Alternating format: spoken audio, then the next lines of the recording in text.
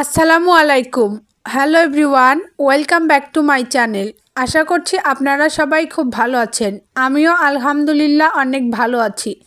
আজকে আমি আপনাদের সাথে শেয়ার করব ফ্রাইড রাইস রেসিপি।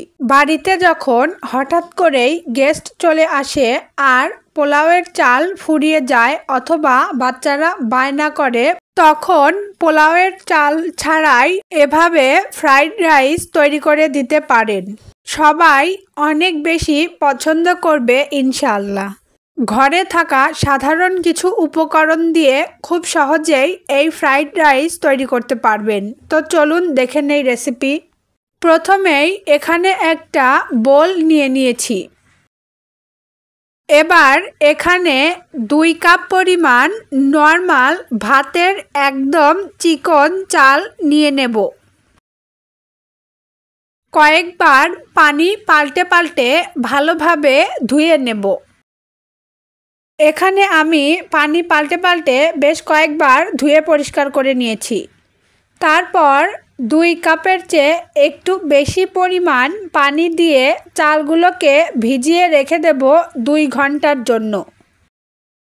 এবার চুলায় একটা পাত্রে 4 কাপ পরিমাণ পানি গরম করতে বসিয়ে দিয়েছি। এবার 2টা এলাচ, 1 টুকরা দারচিনি এবং একটা তেজপাতা একটু ছিঁড়ে পানির মধ্যে দিয়ে দেব। এবার এই পানিটাকে ভালোভাবে ফুটিয়ে নেব। এবার আগে থেকে ধুয়ে ভিজিয়ে রাখা চালটাকে পানি ঝরিয়ে দিয়ে দেব। এখন এই চালটাকে প্রায় 80% পর্যন্ত সিদ্ধ করে নেব। পুরোপুরি সিদ্ধ করা যাবে না। হাফ চা চামচ পরিমাণ লবণ দিয়ে সিদ্ধ করে নেব। এখানে চালটাকে সিদ্ধ করা হয়ে গেছে। এবার চালগুলোকে একটা ছাঁকনিতে ছড়িয়ে ঠান্ডা করে নেব। মুরগির মাংস ছোট ছোট টুকরো করে নিয়েছি। এবার 1 চিমটি গোলমরিচের গুঁড়া, 1 চিমটি আদা রসুন বাটা এবং সামান্য কিছুটা লবণ দিয়ে মেখে ভেজে নেব।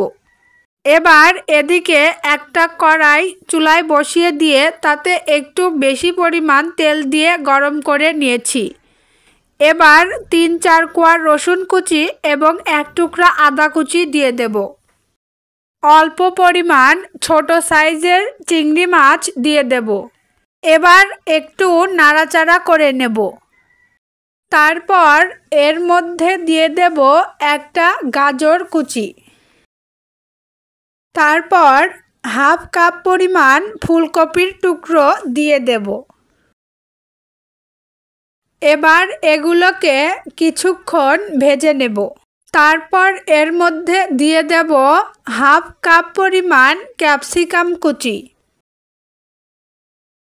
এবার এর মধ্যে 2 চা চামচ পরিমাণ টমেটো সস, 2 চা চামচ পরিমাণ সয়া সস এবং 1 চা চামচ পরিমাণ ভিনেগার দিয়ে দেব।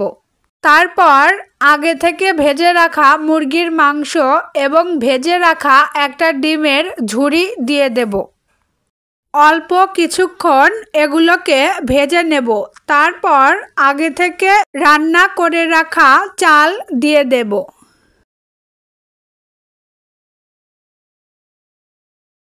এবার সবকিছুকে ভালোভাবে মিশিয়ে নেব। সবকিছু ভালোভাবে মিশিয়ে নেওয়ার পর লবণ চেক করে নেব। এবার একদম লো হিটে 10 মিনিট চুলায় রেখে নামিয়ে নেব। দেখলেন তো বন্ধুরা, কত সহজে তৈরি হয়ে গেল ফ্রাইড রাইস। আজ এই পর্যন্তই। দেখা হবে নেক্সট ভিডিওতে। ততক্ষণ সবাই ভালো থাকবেন, সুস্থ থাকবেন এবং আমাদের জন্য দোয়া করবেন। আসসালামু আলাইকুম। আল্লাহ হাফেজ।